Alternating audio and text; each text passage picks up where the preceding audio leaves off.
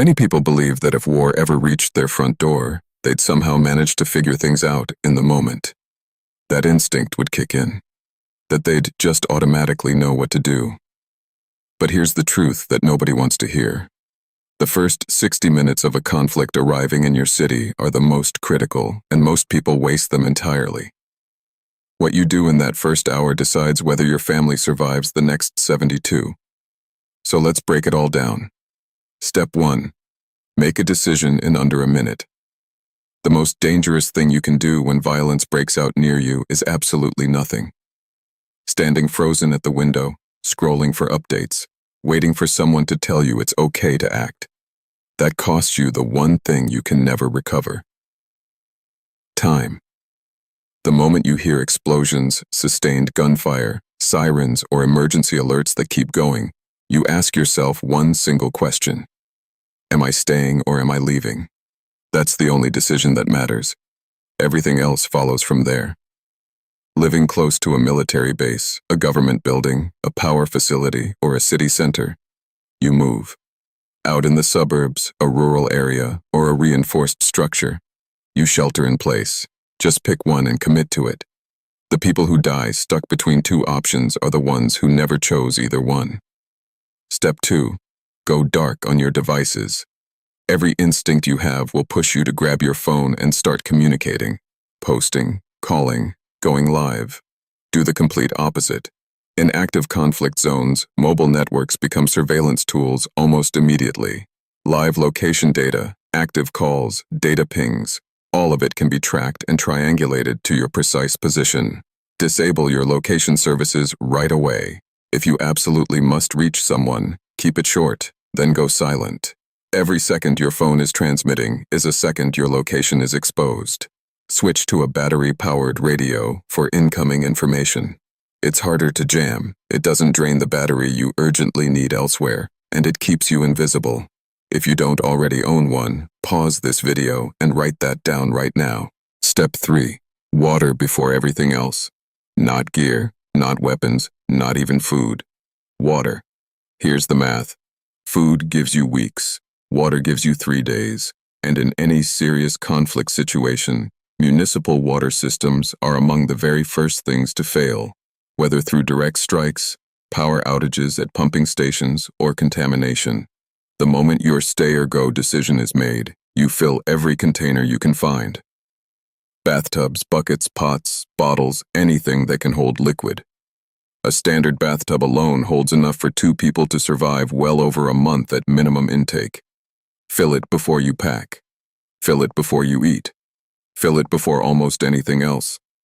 Infrastructure collapses quickly and without any warning. You might have 10 minutes to do this. You might have 2. Do not miss that window. Step 4. Grab the bag, not your belongings. If you're evacuating, your only job is to pick up your pre-packed bag and walk out the door. This is exactly why every serious preparedness expert pushes the go bag concept so hard. Because when real danger arrives, your brain simply does not function at full capacity. Stress hormones narrow your thinking. You'll forget things, grab the wrong things, spend 7 minutes searching for keys. A solid 72-hour bag already contains water filtration, 3 days of food, a first aid kit, a radio, small denomination cash, document copies, a multi-tool, and a charger. It sits near the exit. You grab it, you leave. That's the entire protocol. No pre-packed bag. You have 8 minutes maximum. Grab in this order: water, medication, documents, cash, food, something warm, nothing else. Whatever you leave behind can be replaced. The minutes you spend grabbing a laptop or a hard drive cannot. Step 5. Avoid the main roads. When something major happens, every single person in your city will have the same instinct. Get to the highway and drive away. Which means that highway becomes a parking lot within 20 minutes. And a parking lot full of civilians during active conflict is one of the most dangerous places you can be. Before any of this ever happens, you need 3 alternative exit routes planned out. Back roads, industrial corridors, routes that run parallel to rail lines. Study them on a paper map, not your phone, and memorize at least the first 15 minutes of each one.